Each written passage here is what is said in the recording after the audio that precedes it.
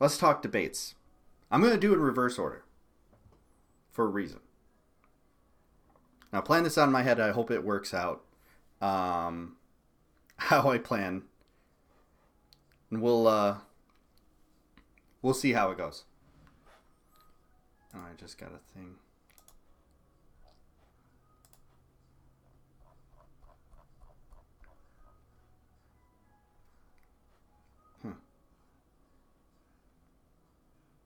I must have missed something. I didn't see where that was. Okay. I think somebody was messaging me on Discord. Okay. My apologies. We're going to talk about a night 2 real quick. Since it's fresh in our head, since it just happened, and also because it was the least eventful. I have the stance that nobody won that night.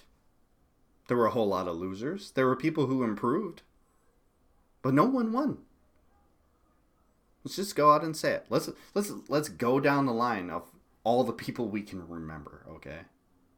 Cause there's fucking 15 of them or whatever per night, which is ridiculous. Somebody drop the fuck out. Ugh. So we got Kamala Harris not liking that she's being challenged on her record. God forbid. Tulsi Gabbard actually did a good job in doing that. Kudos to her. At the same time, no kudos for not attacking Joe Biden, who she seemed to be tacking towards. I know you Tulsi lovers, you don't like hearing that, but that's the truth. She's not a real progressive. No matter how many times you try to say she is. She was very, very noticeably silent during the talk about healthcare and when defending Medicare for all. She was very quiet. She didn't say a goddamn word. Check back. What was her big stance on it? She said a blurb later about pursuing it. And she used the phrase universal healthcare. Uh-oh. That doesn't sound good. We've been telling you guys. We've been trying to tell you guys. Don't buy into the Tulsi hype. And there it is. Her anti-war hype sounded interesting too. She got on her thing. And she started saying, we need to do what we can to end the illegal wars. She talked about we need to get out of Afghanistan. We need to stay out of Iraq. She kind of neglected to say anything about Syria and Yemen. Now, I'm not going to be one of those people that say she's an Assad apologist. She's not. I totally believe that she is not. But I do believe that she has a very clear agenda. She wants us out of illegal wars. That's the phrase she used. That was a very interesting term. She wants us to get out of the endless wars. So that includes, we got Iraq, we've got Afghanistan. Now she has voted every single time it's come up, including, I bet if I look today, I guarantee she voted to increase the budget to the Defense Department again. I guarantee she did. She has voted every single time to raise the budget for defense. Yes, it was totally a shit show. So, her whole thing where she's this lamb. She's a lamb. She's a peaceful lamb. She's no longer after war. Is a joke. She's against illegal wars and endless wars. She's not against wars. Oh, no. She votes for any time that drone warfare comes up. She's very, very pro-drone warfare. But that's not illegal wars, son. That doesn't fall under her definitions of illegal wars or endless wars. But it's still war. It's why she's every right-winger's favorite candidate that isn't named Joe Biden. Joe Biden, by the way,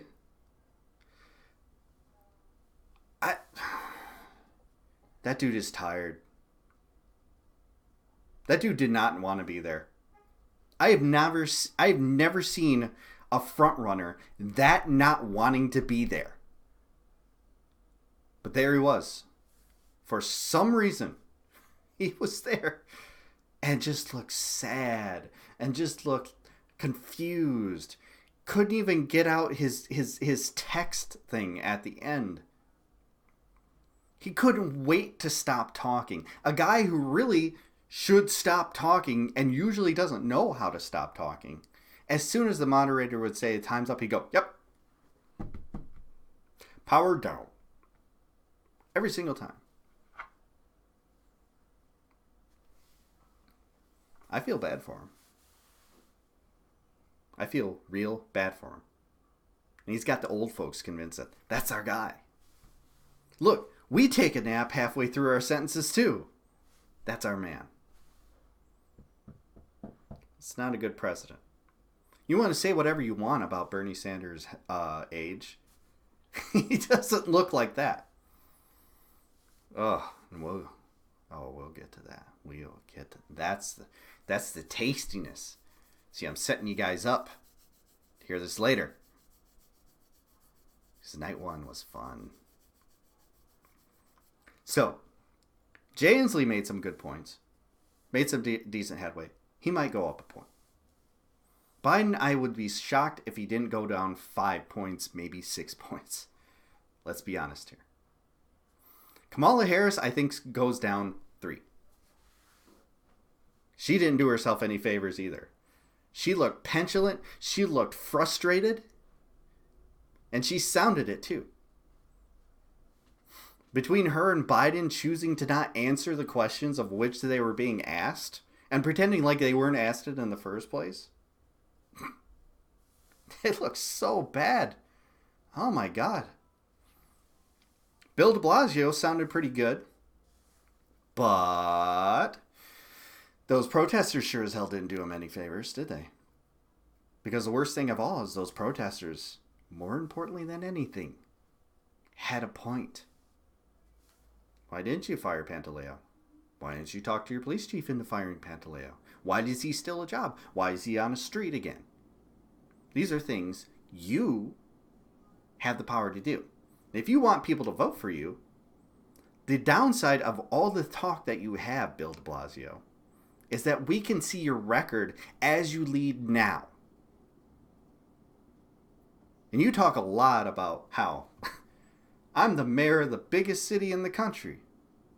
You know, that's really good because that's a pretty good example of how you would lead as a president. How's that going, by the way? Well, you got universal pre-K, which I support. I agree. That's good. Excellent stuff. Other than that,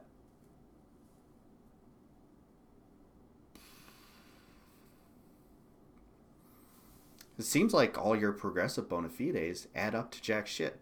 But it's really nice to see you attacking people properly. You did a good job. Keep doing that. And, well, you're not going to be in the next debate. The way things stand, whatever. He might go up a half a point. I'm giving him a half a point. If Biden doesn't drop in the polls, it will. Well, there's a lot of old holdovers. They don't want, they don't trust Kamala Harris, and they only remember the Obama years. So he won't be out of first place, but he will drop. He will drop. I guarantee it. But that doesn't mean they're going to turn to Bernie. I think they'll be split among, like, all the rest of the... Okay. Most improved debate goes to Andrew Yang. He did okay. You know, Michael Brooks said something today about how it sounded like, or no, it was Matt Bender, said something about how it sounded like he finally got some sort of press coaching. Good. He needed that. If I was his debate coach, the one thing I would stress to him is not everything can be related back to UBI, which is his one policy and it's his one thing. And once you chipped away at that and got him to realize that when he was talking about foreign policy, he was sounded okay. But he still related it back to the UBI and so much. I was just like, shut the fuck up, man. You are one note. And you're going to beat the hell out of that. So he's most improved, I think, half a point. If that.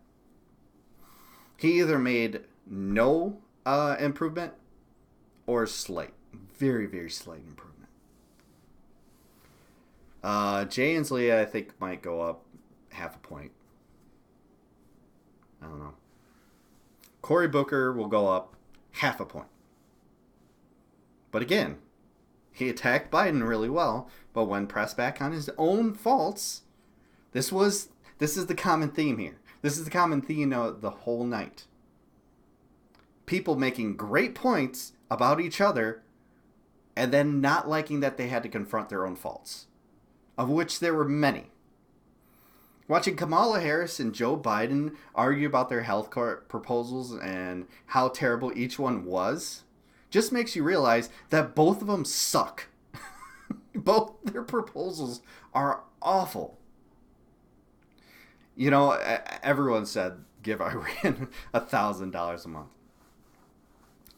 Speaking of Iran, by the way, I got to give a lot of credit to Bill de Blasio for trying to bring that up, and the moderators not allowing them to. Good old CNN.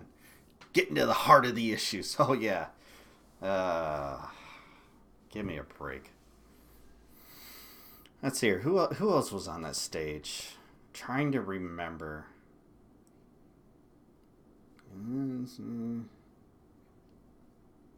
Good Lord. God, there's too many. Kristen Gillibrand. Okay. Kristen Gillibrand. She was good in attacking Biden, but again, because she has so many faults, she might go up half a point? Less? There's got to be somebody, some wine moms that are like, that's my girl. But, to be honest, again, the theme of last night, and this was so frustrating and almost boring. They were just beating up on each other without realizing that they all suck really bad. They're all just punching each other in the face. And they've all got glass jaws. And they all just whined about getting punched in the face. That doesn't make for a very entertaining debate. Let me tell you what does. I don't think I forgot anybody. Did I forget anybody? I don't think I forgot anybody. We'll see. We will get there. If not, God, I'm trying so hard to think of it.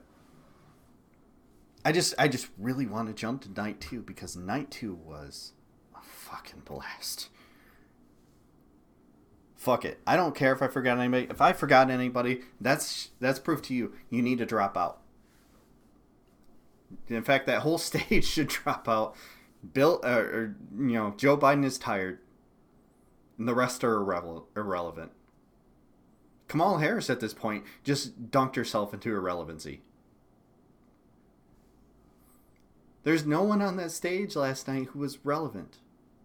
It was sad. Oh, Juan Castro, right, or Julian Castro.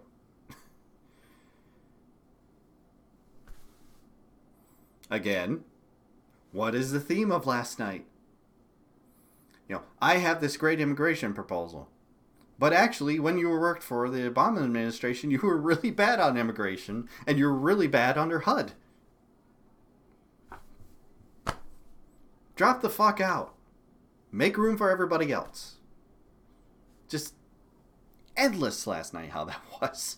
It was every single one of them boiled down to, you make a great point, and they make a great point about you because they're all right. You all suck. And you all need to go the fuck home. Hands down.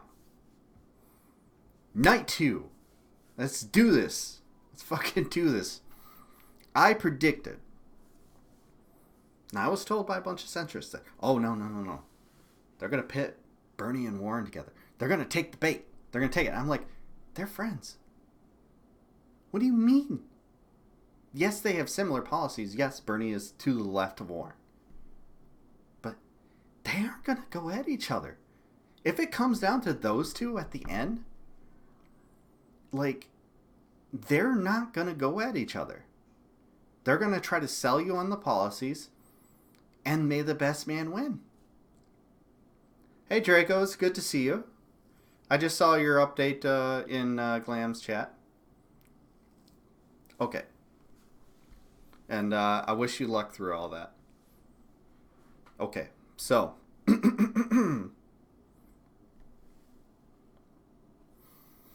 Just gotta get back in the zone. I was told by some YouTube commenters that I diverge too much, that I interrupt videos too much, that I don't stay on topic too much, because I had to talk more during the Jesse Lee Peterson video last week. Even though if I wouldn't have talked, there's a possibility of a copyright strike because we have to make this fair use. So, some people understood that. I commented to some, but a few people were like, nah, I agree with the OP. They're right. You shouldn't interrupt the video as much. Maybe I diverge too much. Maybe I talk to my chat too much. But I told them, I'm small. I need to build a community before I can just, apparently the thing to do is to get mad at your chat when you get big enough. I hope I never get mad at my chat like that. I'll laugh at my chat if they try to troll me. Anyways, let's get back on topic. I predicted that Bernie and Warren would team up. And that's exactly what they did. It was them in the center of the stage, surrounded by all these centrists, all of them going at him and failing. They looked like the fucking end of the Matrix up there. There were the ones, including the CNN hosts, asking these very loaded questions, and both Bernie and Warren saying very simply, oh, I'm sorry. At that point, we can just look up the video. We don't care about what you have to say. If we don't care. Yeah. Well, they felt like I took too long to get to the video. But I was giving some background because, Cole's, he's a good dude. I've talked to him a number of times on Twitter. And I back all the Left is Best crew doing good things. And I had to let them know. I'm here for it. It was White Genocide Week. It's Black Love Week this week. I'm declaring it. I'll be sure to let Glam know that. Even though I unfortunately have not spent very much time with her this week because of these debates, because of everything that's happened. It's been busy, which is unfortunate. I need to show some attention to my wife. We're doing a date night tomorrow, so do not expect us to be streaming tomorrow. We will not be. I'm sorry. That's just the truth. Back to what I was saying. Why the fuck did John Delaney get to speak so much? This feels like some sort of plant by CNN. I mean, down to the questions being framed as Republicans asking these questions of Warren and Bernie. Having John Delaney, a man who is polling at 0%, talk so much. It's just silly.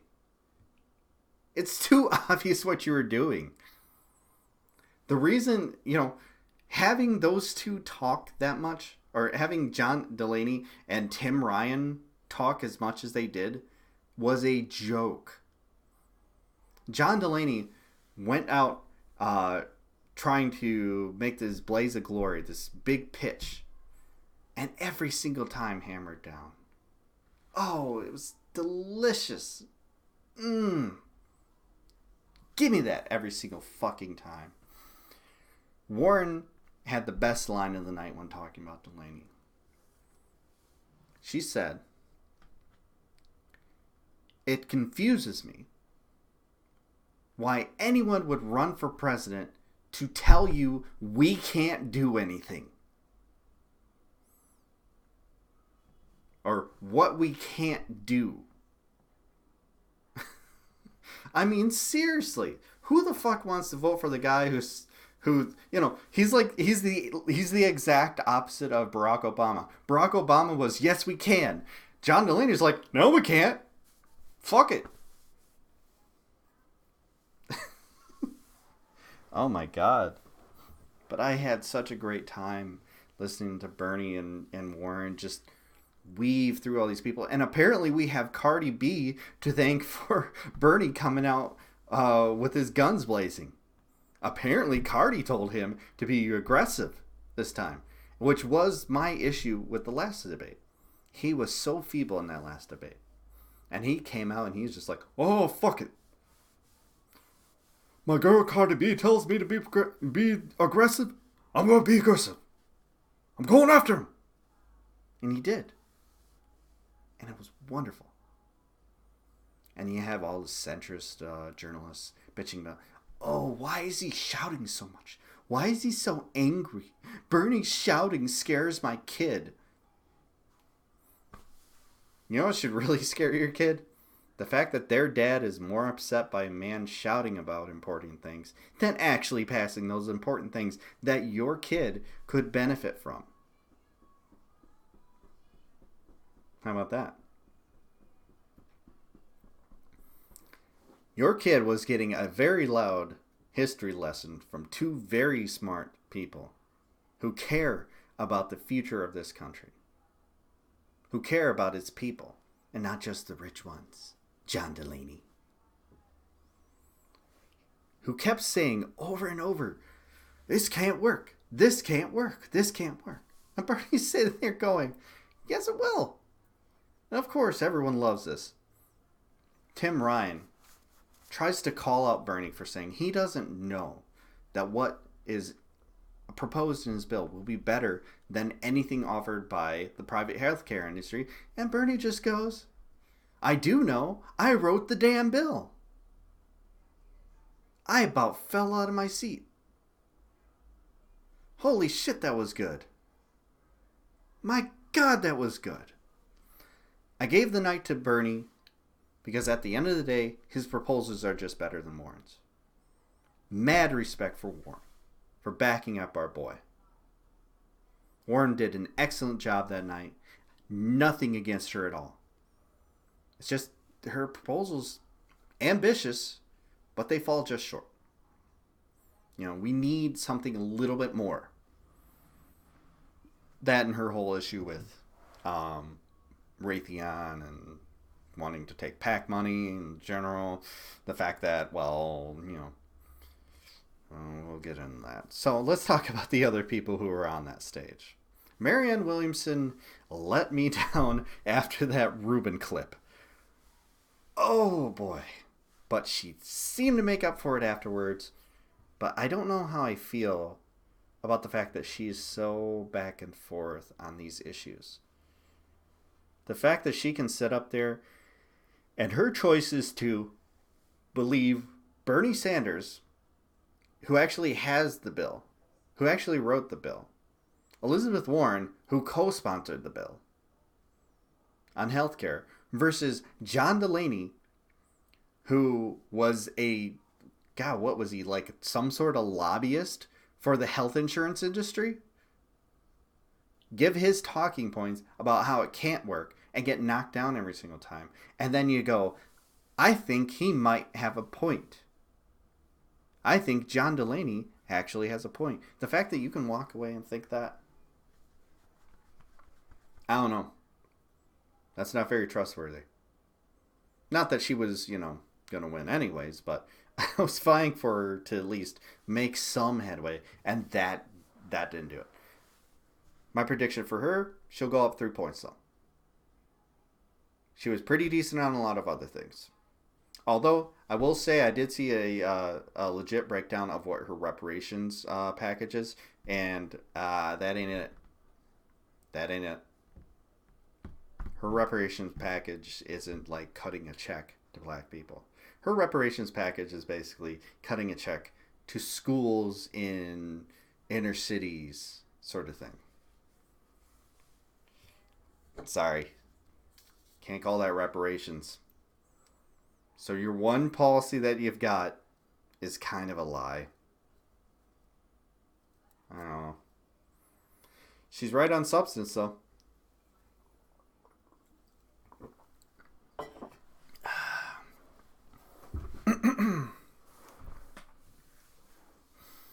So, we've also got, let's see here.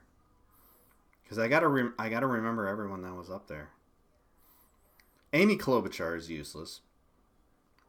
Does anyone remember anything she said that night? I don't like any politician who doesn't do the actual work behind the scenes. Agreed.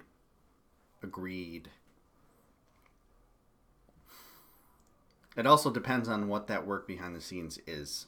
Because a lot of them do the work, and the work is not for good. Always keep that in mind.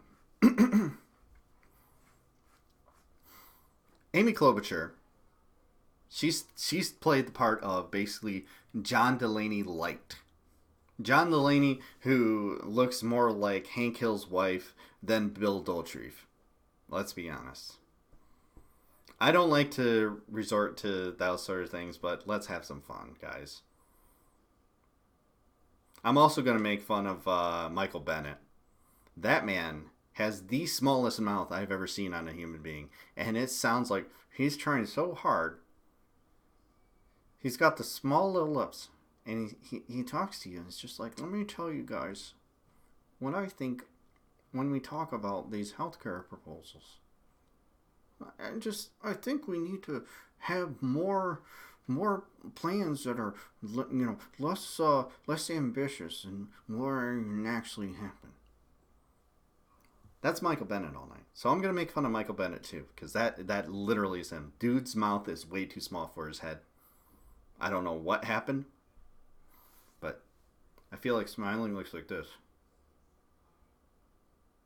I can't even do it. I got big lips, so whatever. Yeah, it's just they can preach about how they're going to do all this stuff to change everything, but until they're actually doing something about it, I don't believe them. Yes, that is 100% true. 100%. So,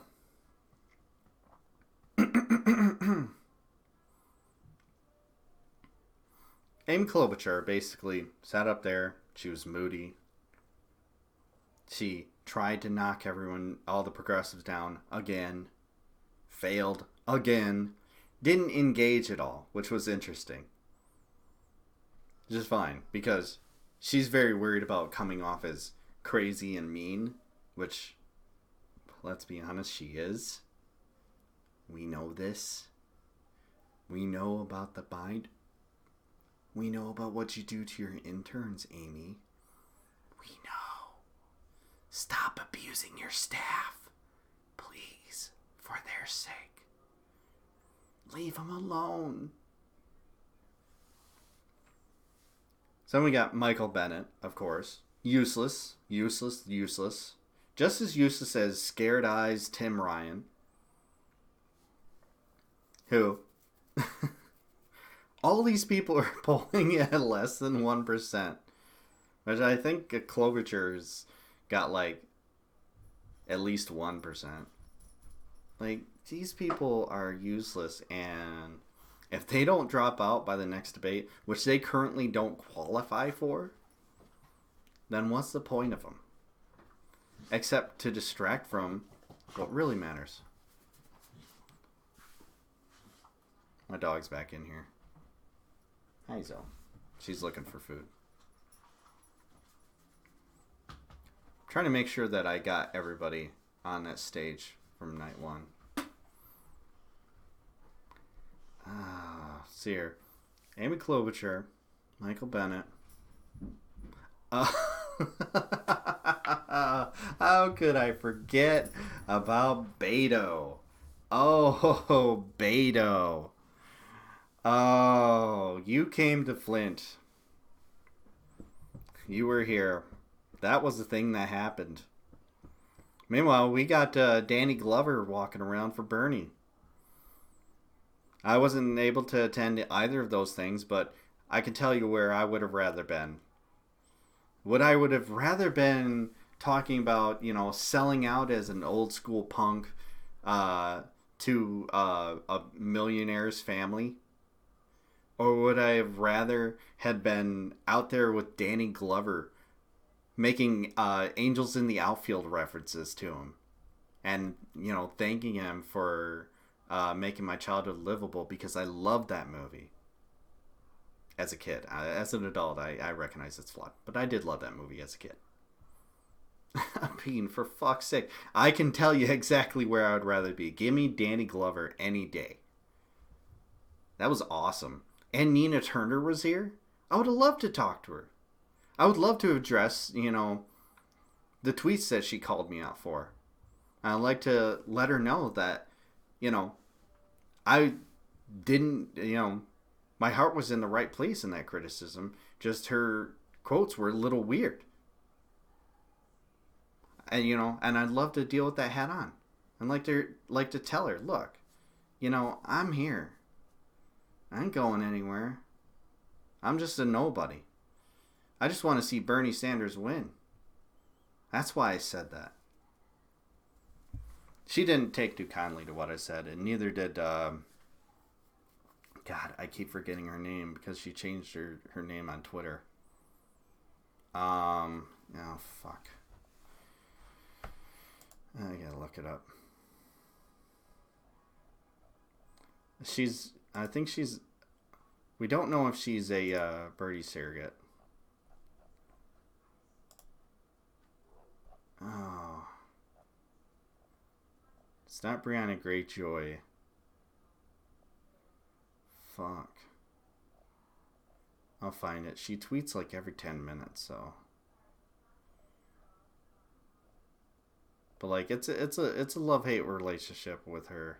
And she went in on me hard, calling me a racist and all these other things. It was really frustrating. I just had to take a back seat and be like, look, guys, that's not what I meant at all. And you guys are making it into this thing. And I wish you wouldn't. Oh, fuck. What is her name? Oh, well.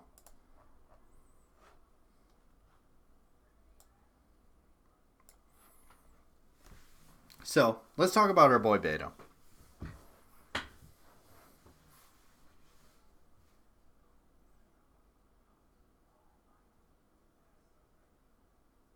That's all I have to say on Beto.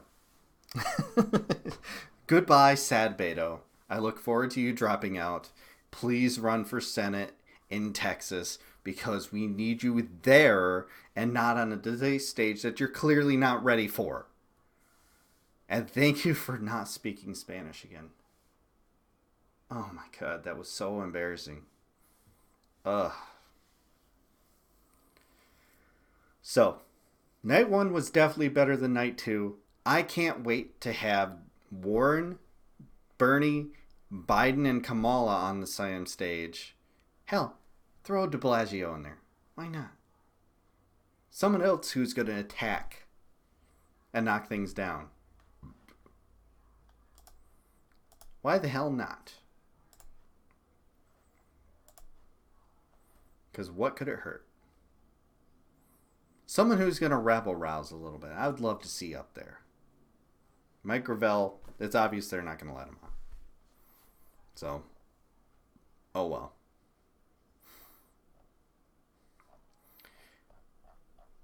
So, night one was great. Night 2 was boring. Let's move on. So we got a few things. So, what's Kamala Harris's retort to her incredibly bad record as a prosecutor of the state of California? Well, to call Tulsi Gabbard, you know, a conspiracy theorist, and that she's an Assad supporter, which again I said I wouldn't do. That vote was really suspect, but that doesn't make her a supporter. She's not a defender. She said nothing in defense of him. Now Modi, on the other hand, she has said a lot of defenses against him, and that's what makes her bad. One of the many things, and that's why you won't see me talking about her too much. She's irrelevant, guys. You should let her go. I know she's your fat fantasy. Just jerk off to videos of her surfboarding and get it over with. Other than that, sorry.